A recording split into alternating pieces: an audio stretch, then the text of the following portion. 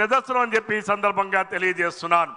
ఆనాడు విశాఖపట్నంలో పెట్టుబడి సదస్సులు పెట్టి ఉత్తరాంధ్ర ప్రాంతానికి పరిశ్రమలు ఆహ్వానించి ఆనాడు ఉత్తరాంధ్రలో ఉన్నటువంటి వెనుకబాటుతనాన్ని పారద్రోలాలని ఉత్తరాంధ్రలో ఉన్నటువంటి యువతరానికి ఉద్యోగ కల్పన ఉపాధి అవకాశాలు కల్పించాలని ఆనాడు పెట్టుబడులు సదస్సులు పెడితే దానిని కూడా నిర్వీర్యం చేసినటువంటి వ్యక్తి జగన్మోహన్ రెడ్డి గారు అని చెప్పి ఈ సందర్భంగా తెలియజేస్తున్నాను.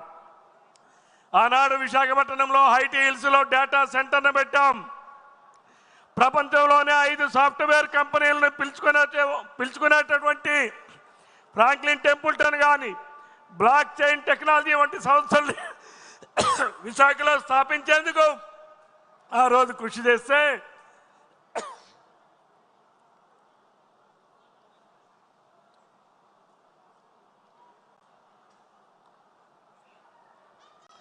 తర్వాత వచ్చిన జగన్మోహన్ రెడ్డి ఆ కంపెనీలు కూడా విశాఖపట్నం నుంచి తరిమేసేటటువంటి పరిస్థితి.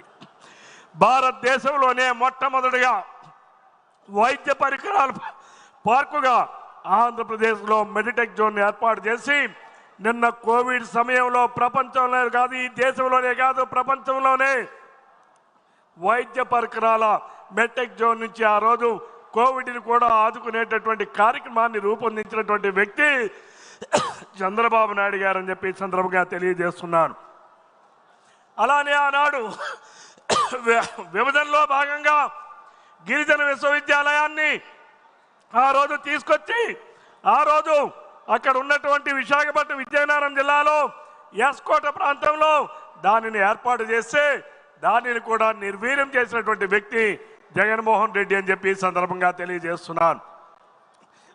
ఉత్తరాంధ్రకే తలమానికంగా విశాఖపట్నంలో ఉన్నటువంటి ఎయిర్పోర్ట్ని ఈరోజు భోగాపురం దగ్గర 3000 ఎకరాల్లో భోగాపురంలో ఇంటర్నేషనల్ ఎయిర్పోర్ట్ని ఏర్పాటు చేయాలని ఆనాడు భూసేకరణ చేసి 3000 ఎకరాలని ఆనాడు ఎయిర్పోర్ట్కి అందిస్తే జగన్మోహన్ రెడ్డి ముఖ్యమంత్రి అయిన తర్వాత 500 ఎకరాలు ఉంచుకొని వైసీపీ వాళ్ళకి ధారాదత్తం చేయడానికి ప్రయత్నం చేసినటువంటి జగన్ రెడ్డి ఆనాడు ఉత్తరాంధ్రకి చేసినటువంటి అన్యాయం ఈరోజు కూడా శాపంగా మారిందని చెప్పి ఈ సందర్భంగా తెలియజేస్తున్నాను.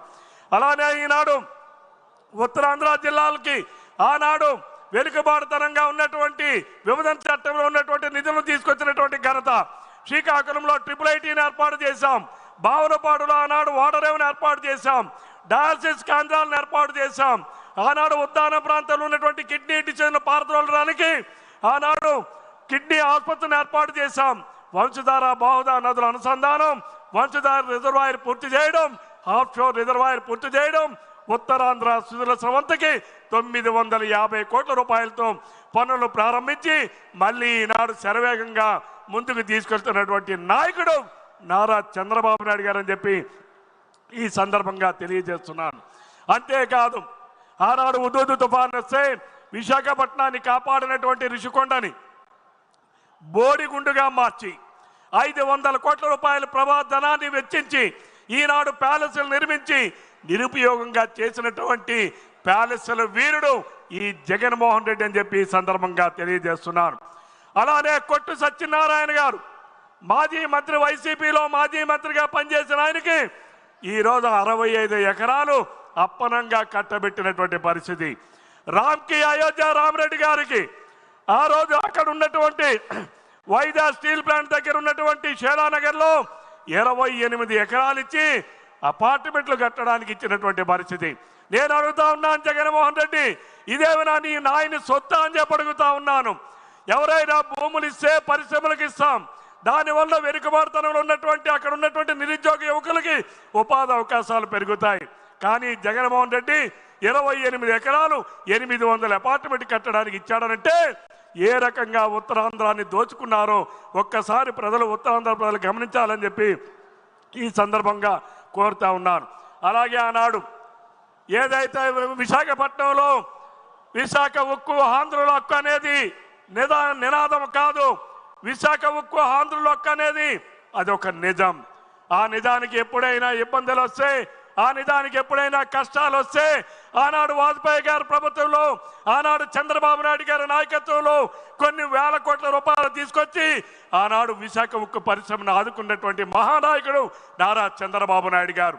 మరలా దాన్ని ప్రైవేటైజేషన్ చేస్తామంటే పోస్కో అనేటటువంటి కంపెనీతో చీకటి ఒప్పందాలు చేసుకొని వైజాగ్ స్టీల్ ప్లాంట్ భూములు కూడా కొట్టేయడానికి పథకాల్ని రచించినటువంటి వ్యక్తి జగన్మోహన్ రెడ్డి అయితే, ఈనాడు మనలా కేంద్రంతో మాట్లాడి ఏదైతే ప్రైవేటీకరణ చేసేటటువంటి స్టీల్ ప్లాంట్ ఉందో 11,400 కోట్ల రూపాయలు ఇచ్చి ఈరోజు స్టీల్ ప్లాంట్ను ప్రైవేటీకరణ చేయకుండా దానిని ఆదుకోవడానికి ప్రయత్నం చేసింది మన ముఖ్యమంత్రి నారా చంద్రబాబు నాయుడు గారు అని చెప్పి ఈ సందర్భంగా తెలియజేస్తున్నారు. ఆనాడు గడిచిన 5 సంవత్సరాల్లో ఉత్తరాంధ్రలో ఉన్నటువంటి సాగునీటి రంగ ప్రాజెక్టుల కోసం 1832 కోట్ల రూపాయలు ఖర్చు చేస్తే గడిచిన 5 ఏళ్లలో జగన్మోహన్ రెడ్డి 528 కోట్లు మాత్రమే ఖర్చు పెట్టి ఈరోజు రైతాంగాన్ని అధపాతానికి నెట్టినటువంటి గనుడు జగన్మోహన్ రెడ్డి అని చెప్పి ఈ సందర్భంగా తెలియజేస్తా ఉన్నారు. అంతేకాదు ఆనాడు రైల్వే జోన్ రాష్ట్ర విభజనలో ఉత్తరాంధ్ర ప్రాంతంలో వైజాగ్లో రైల్వే జోన్ పెడతామని చట్టంలో చేస్తే కనీసం 52 ఎకరాల భూమిని కూడా ఇవ్వడానికి మనసు రానటువంటి వ్యక్తి జగన్మోహన్ రెడ్డి. ఈనాడు 52 ఎకరాలు చంద్రబాబు నాయుడు గారి నాయకత్వంలో కూటమి ప్రభుత్వంలో 52 ఎకరాలు రైల్వే జోన్కి ఇచ్చి 200 కోట్ల రూపాయలు కేంద్రం నుంచి నిధులు తీసుకొచ్చి ఈరోజు రైల్వే జోన్ కార్యాలయాలు ప్రారంభించడమే కాకుండా రేపు ఉత్తరాంధ్రలో రైల్వే డిపార్ట్మెంట్లో కూడా ఉద్యోగాలు రావడానికి, ఉపాధి అవకాశాలు పెరగడానికి ఈనాడు రైల్వే జోన్ దోహదపడుతుందని చెప్పి ఈ సందర్భంగా తెలియజేస్తున్నారు. అంతేకాకుండా ఈనాడు ఋషికొండని ఐటీ సంస్థగా మారిస్తే, అలాగే కొత్త ఐటీ సంస్థలు తీసుకొస్తా ఉంటే ఈరోజు టీసీఎస్ 1360 కోట్ల రూపాయలు ఖర్చు పెట్టి 12,000 మంది నిరుద్యోగులకు ఉద్యోగాలు కల్పన చేస్తా ఉన్నట్టే దానికి కూడా అడ్డంకులు సృష్టించడానికి ప్రయత్నం చేస్తున్నటువంటి వ్యక్తి జగన్మోహన్ రెడ్డి అని చెప్పి ఈ సందర్భంగా తెలియజేస్తున్నారు.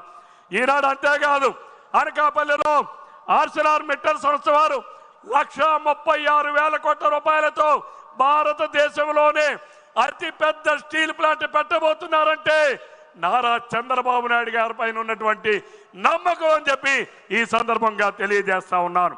అంతేకాకుండా ఈరోజు అనకాపల్లి జిల్లాలో ఈరోజు ఎన్టీపీసీ ఆధ్వర్యంలో 186,000 కోట్ల రూపాయలతో ఈరోజు అక్కడ ఎన్టీపీసీ వాళ్ళు ఖర్చు పెట్టబోతున్నారని చెప్తే ఈరోజు ఇది మన చంద్రబాబు నాయుడు గారు ఉత్తరాంధ్ర ప్రాంతం మీద ఉన్నటువంటి ప్రత్యేకమైన శ్రద్ధ, ఉత్తరాంధ్ర ప్రాంతాన్ని ఒత్తి ఆంధ్రగా కాదు ఉత్తమాంధ్రగా తీర్చిదిద్దుతాననేటటువంటి తన లక్ష్యం ఈ రోజు రుజువు చేస్తా ఉన్నాయి ఈ కార్యక్రమాల ద్వారా అని చెప్పి ఈ సందర్భంగా తెలియజేస్తున్నాను. ఆనాడు జగన్మోహన్ రెడ్డి గారు విశాఖ జిల్లాని గంజాయి జిల్లాగా మారిస్తే ఈరోజు చంద్రబాబు నాయుడు గారి నాయకత్వంలో ఈరోజు అరకు ప్రాంతంలో కాఫీ సాగును విస్తరించి 1,00,000 ఎకరాలు ఉన్న సాగుని 2 లక్షల ఎకరాలకు పెంచి 526 కోట్ల రూపాయలు ఖర్చు పెట్టి ఈరోజు రాష్ట్రంలోనే కాదు, దేశంలోనే కాదు, ప్రపంచంలోనే ఈరోజు విశాఖ జిల్లాలో ఉన్నటువంటి అరకు అందాలని, ఈరోజు అక్కడ ఉన్నటువంటి పాడేరు అందాలని, ఈరోజు అక్కడ అరకు రైతుల తాలూకా పంటల విశేషాల్ని ప్రపంచ స్థాయికి తీసుకెళ్తున్నటువంటి వ్యక్తి ఈరోజు మన ముఖ్యమంత్రి చంద్రబాబు నాయుడు గారు. ఆనాడు తోటపల్లి ప్రాజెక్టును 2003లో ప్రారంభిస్తే మళ్ళీ 2016లోనే పూర్తి చేసి ప్రజలకు అంకితం ఇచ్చినటువంటి వ్యక్తి మన ముఖ్యమంత్రి చంద్రబాబు నాయుడు గారు, తెలుగుదేశం ప్రభుత్వం అని చెప్పి ఈ సందర్భంగా తెలియజేస్తూ, మరి ఈనాడు ఇక్కడ మన ముఖ్యమంత్రి గారికి నేను ఈ వేదిక ద్వారా ఒకటే విజ్ఞప్తి చేస్తున్నా.